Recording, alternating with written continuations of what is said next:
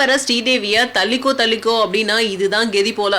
மங்காத்தா வெளிவந்து super hit அடிச்ச சில வாரங்கள்லயே வெங்கட் பிரபுவை கூப்பிட்ட அஜித் மறுபடியும் நம்ம தான் சேர்ந்து படம் பண்றோம், ஸோ ஆக வேண்டிய வேலையை பாருங்க அப்படின்னு சொல்ல, கையில உங்களுக்கு ஏத்த கதையே இல்லை சார் அப்படின்னு சொல்லிட்டாராம் வெங்கட் பிரபு. அதுக்கப்புறம் அவர் தமிழ் சினிமாவில் வேற வேற படங்களால சிக்கி சீரழிஞ்சதெல்லாம் தனிக்கதை.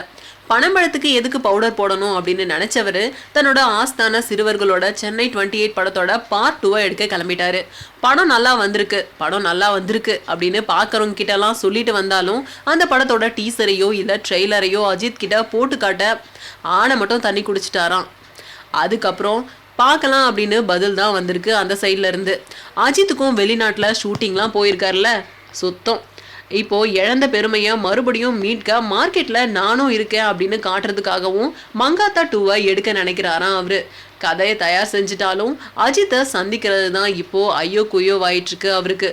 இப்போதைய தகவல் படி வெங்கட் பிரபுவுக்கு அஜித்தோட காம்பவுண்ட் க்ளோஸ் அப்படின்ற நிலைமை தான் இருக்கு.